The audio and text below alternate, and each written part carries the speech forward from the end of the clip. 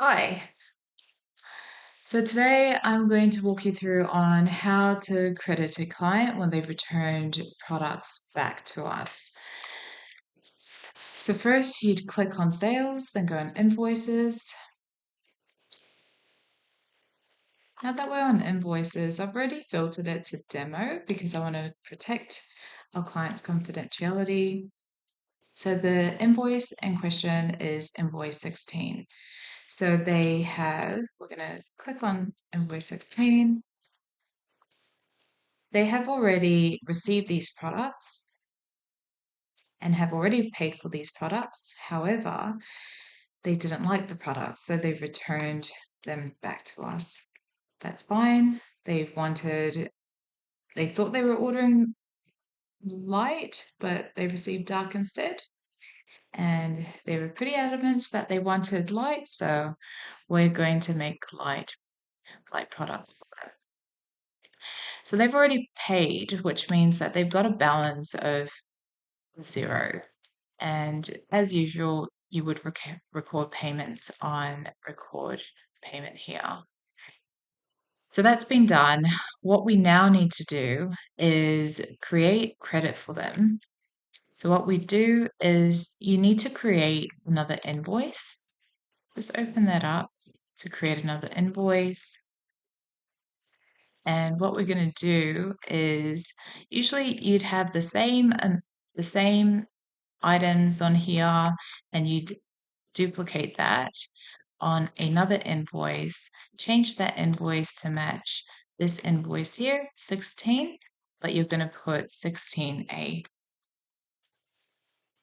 still referencing back. Look, this invoice is already in use because I've already done that. So I'm just going to delete this and go back to our demo. 16A has already been created, so I'm just going to click on that. Actually, just to keep it consistent, let's just open 16A here. So 16A, how to credit, it's just minus. So we're going to look at the original invoice here. And this was the amount that's already been paid.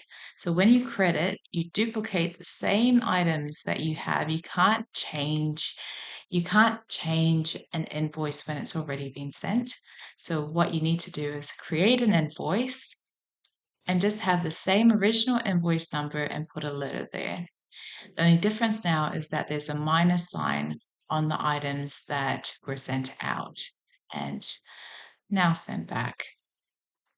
Now this brings that same amount, 688.78.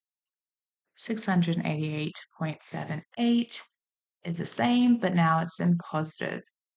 How you can view this as a credit is that you go to sales returns and credit. We'll just open that tab up, and I will need to get consent for Magnetic Island. Sorry. So now that credit has now appeared on the sales return and credits. We can now apply that to any invoice related to that same customer. So we're going to apply this. And we're going to look, this is an invoice 17 that's outstanding. So they like these products. These are products that they do want to keep. Remember that they ordered I Paid Dark, which is this. They didn't like it. They wanted I Paid Light. So let's look at what 17 looks like. So this is the order that has been updated, and we've made I Paid Light. We've sent it out. They love the product and they want to keep it. This amount is now outstanding for them. We want to use the credit that's been applied to this invoice. So this invoice automatically comes up when you press on again, go to sales, down to sales and credit return, click on apply from this credit invoice, apply, and outstanding invoice 17 can now be paid. Now, when we look at invoice 17,